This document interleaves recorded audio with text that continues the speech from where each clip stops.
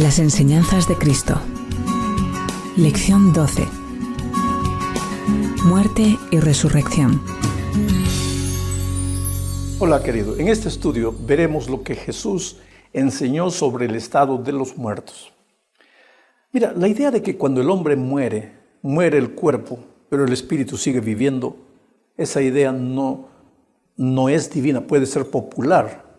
Y otra cosa, no es solo popular hoy. Ya en los tiempos de Cristo esa idea era muy común, porque venía de la cultura griega que defendía el dualismo del ser humano. Quiere decir, el hombre, según el punto de vista dualista, tiene dos partes independientes, una de la otra: el cuerpo y el espíritu. Pero la Biblia es categórica, firme, al enseñar que el ser humano es indivisible. Tiene un aspecto mental, físico y espiritual, sí, pero es indivisible. Quiere decir, cuando el hombre muere o la mujer muere, la muerte es el fin de todo.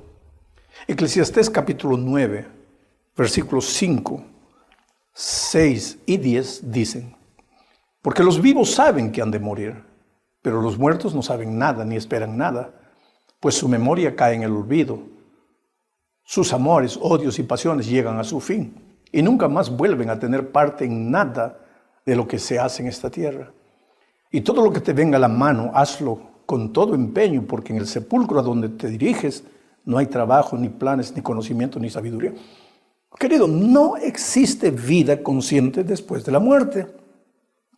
Y este hecho lo confirmó Jesús cuando resucitó a su amigo Lázaro. El maestro dijo: Lázaro, nuestro amigo, duerme del sueño. Una persona dormida no tiene conciencia del peligro, no tiene hambre, no tiene sed. Creo que uno de los más grandes engaños del diablo es hacer creer a la humanidad que después de la muerte existe una segunda oportunidad. El alma no es inmortal, solo Dios es inmortal. La inmortalidad humana es una promesa a aquellos que creen en Jesús. Juan 11, 25 y 26 dice: entonces Jesús les dijo: yo soy la resurrección y la vida. El que cree en mí vivirá aunque muera, y todo el que vive y cree en mí no morirá jamás. ¿Crees esto? Está claro. La inmortalidad es algo que Dios nos dará, pero nos dará cuando Jesús venga. Sin embargo, muchos cristianos creen que cuando el hombre muere, si fue bueno, su espíritu va al paraíso, y si fue malo, es enviado al infierno. Y argumentan que Jesús enseñó eso porque en la cruz le dijo al ladrón que estaría con él ese mismo día en el paraíso. El texto dice así, voy a leerlo. Lucas capítulo 23, versículo 43. Te aseguro que hoy estarás conmigo en el paraíso, le contestó Jesús. En el idioma griego en que el texto fue escrito, la idea correcta es: te digo hoy que estarás conmigo en el paraíso. En el texto griego no dice: te digo que hoy estarás en el paraíso. Es un asunto de colocar la coma en el lugar correcto. Pero para confirmar que Jesús no le prometió al ladrón que estaría ese mismo día en el paraíso, 3 días después de su muerte, Jesús se encontró con María y le dijo lo que está en Juan 20, 17. Mira: suéltame, porque todavía no he vuelto al Padre. Ve más bien a mis hermanos y diles: vuelvo a mi Padre, que es Padre de ustedes, a mi Dios, que es Dios de ustedes. Mi pregunta es la siguiente: si 3 días después de la muerte, Jesús todavía no había subido a su Padre, ¿dónde estaba? ¿Dónde estaba? El espíritu, si hay espíritu independiente, ¿dónde estaba? ¿A dónde se fue? Entonces se confirma que cuando Jesús murió en la cruz, estaba durmiendo en la sepultura. Y al tercer día resucitó. Y antes de ir para su Padre, habló con María. Y le dijo: no me toques porque todavía no he subido a mi Padre. Lo que prueba que no hay vida después de la muerte. Hablemos ahora de la resurrección. Pero para entender lo que es la resurrección, necesitamos entender primero lo que es la muerte. La muerte no es un castigo arbitrario de Dios al que se porta mal. Eso ya lo he dicho en otros estudios anteriores. Dios es vida y la vida es la ausencia de la muerte. Por lo tanto, en Dios no hay muerte. Y entonces Él no puede dar la muerte. La muerte, querido, es el alejamiento voluntario de Dios. Porque si Dios es vida, cuando yo me alejo de Él, me alejo de la vida y entro voluntariamente al territorio de la muerte. El pecado es la separación de Dios, o sea, separación de la vida. Por eso Pablo dice que la paga, o sea, la consecuencia del pecado es la muerte.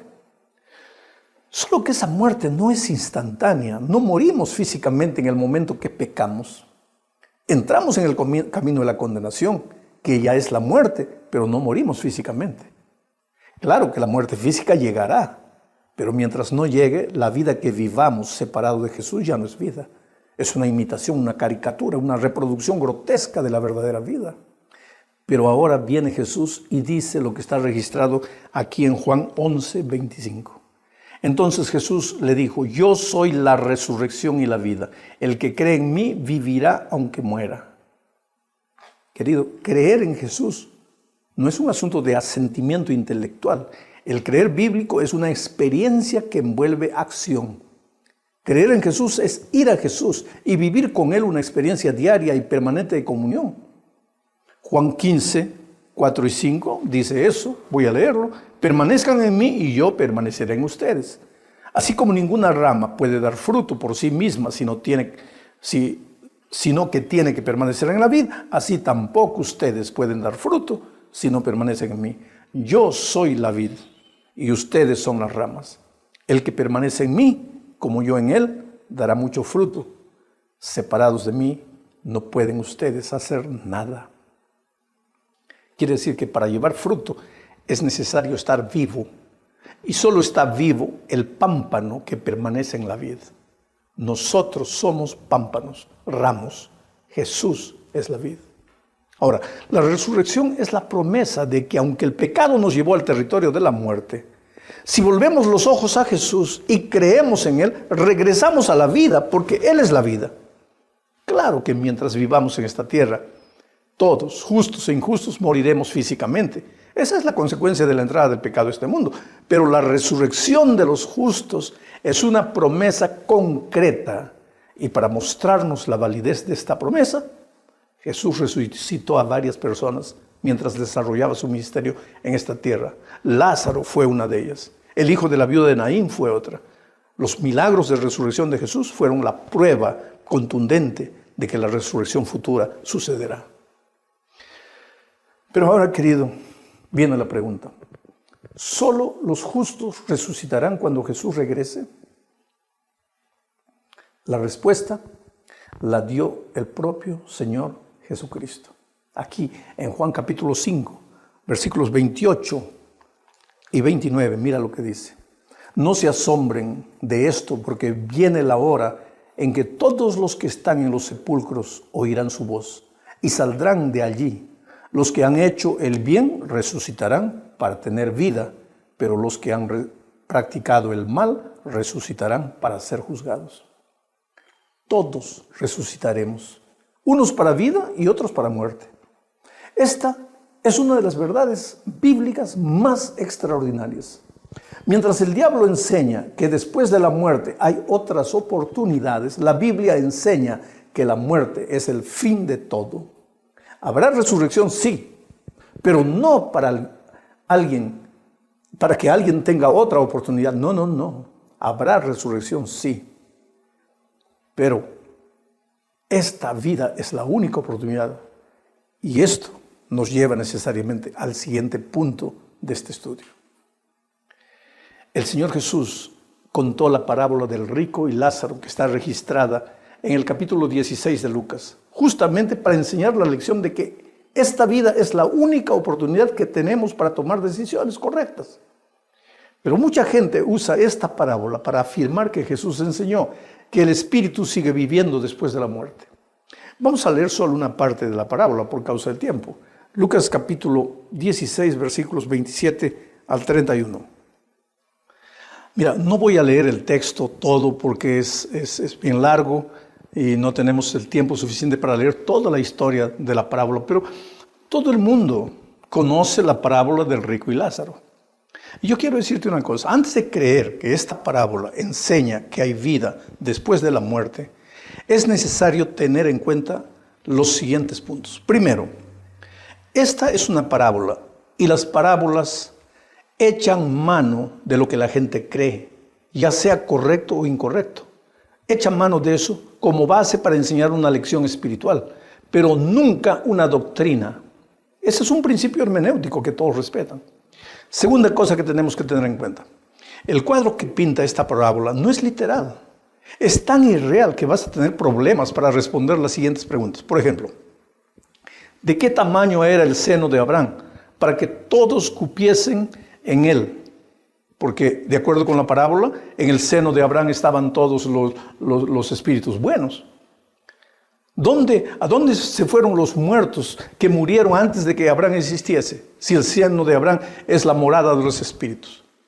Otra pregunta, ¿está el seno de Abraham, que según la parábola sería la morada de los justos, está tan cerca del infierno, de tal manera que los que están en el infierno pueden conversar con los que están en el paraíso, que es el seno de Abraham? Otra pregunta más, si Abraham es el jefe del cielo, sin cuya autorización nadie puede hacer nada, y a él y no a Dios se dirigen los seres humanos para implorar misericordia, ¿cómo puede ser eso? Como puedes ver, la parábola del rico y Lázaro no puede ser una prueba bíblica de que los espíritus de los muertos sufren en el infierno o disfrutan en el paraíso. Entonces, ¿dónde están realmente los muertos?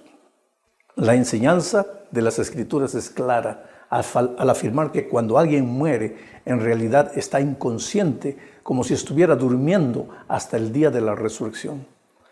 San Pablo afirma en primera a los Tesalonicenses, capítulo 4, versículos 13 y 16, lo siguiente. Hermanos, no queremos que ignoren lo que va a pasar con los que ya han muerto, para que no se entristezcan como esos otros que no tienen esperanza. El Señor mismo descenderá del cielo con voz de mando, con voz de arcángel y con trompeta de Dios, y los muertos en Cristo resucitarán primero. Oh, querido, esta es la bendita esperanza del cristiano. Si la muerte te arrebató un ser querido, puedes tener la seguridad de que está durmiendo. Su cuerpo volvió a la tierra y el soplo de vida permanece en Dios. Tu ser amado ya no tiene conciencia de nada, no sufre, ni se alegra, ni tiene frío ni hambre. Solo descansa en Cristo. El enemigo de Dios puede inventar la teoría que se le ocurra con relación al estado de los muertos o a la inmortalidad del alma. El enemigo de Dios puede querer hacerte creer que los espíritus de los muertos viven. Y ese puede ser un tema de moda hoy. Pero ¿cuáles son las pruebas? ¿De dónde vienen esas teorías? ¿Cuáles son las fuentes de información? La Biblia, sin embargo, es terminante. Apocalipsis capítulo 13, versículo 14 dice: bienaventurados de aquí en adelante los muertos que mueren en el Señor. Sí, dice el Espíritu, descansarán de sus trabajos porque sus obras con ellos siguen. Yo te pregunto, ¿estás triste por la muerte de uno de tus hijos? ¿Lo extrañas mucho? Prepárate. El Señor Jesús regresará pronto. Tu hijo resucitará y lo podrás abrazar de nuevo. Hoy, en este momento, Él descansa de sus trabajos, pero sus obras lo siguen. Conserva el recuerdo, los momentos felices que pasaron juntos y aguarda con ansias la gloriosa mañana de la resurrección. La última parte de este estudio nos habla del triunfo de Jesús sobre la muerte. Cuando Jesús murió en la cruz del Calvario, el diablo pensó que lo había vencido. Yo imagino la carcajada del enemigo en el vasto universo. Pero ¿cuánto tiempo duró la alegría del diablo? Al tercer día, la tumba se abrió y la muerte tuvo que dar paso a la vida. Jesús no solo había derrotado a la muerte por ocasión de sus milagros cuando resucitaba a las personas, sino ahora resurgía Él mismo victorioso de la tumba. La muerte estaba vencida para siempre. Por eso Pablo dice en 1 Corintios 15:55, ¿dónde está, oh muerte, tu victoria? ¿Dónde está, oh muerte, tu aguijón? Mi amigo, lo maravilloso de todo es que esta victoria es tuya si te apoderas de ella con fe. La muerte no tiene poder sobre ti. No me refiero a la simple muerte que todos moriremos más tarde o más temprano en esta tierra. No, no, no. Me refiero a la muerte eterna, a la condenación presente de una vida sin sentido. Esa muerte ya está derrotada para siempre. Solo te falta apoderarte de ella con fe.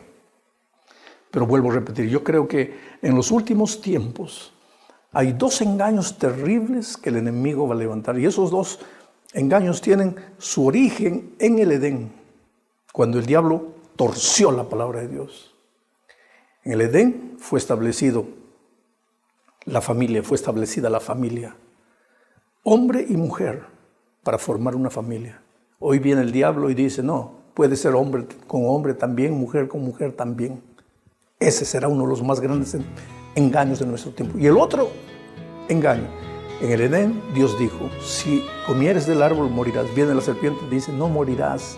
No, porque cuando mueres el espíritu sale, seguirás viviendo la inmortalidad, la reencarnación.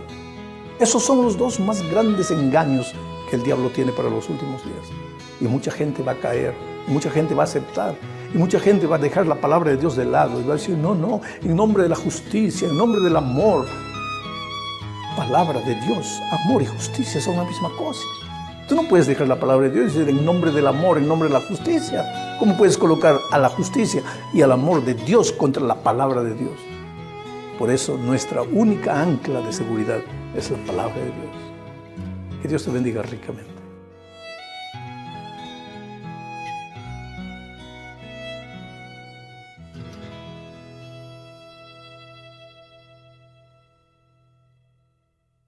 Pan de Vida Producciones 2014.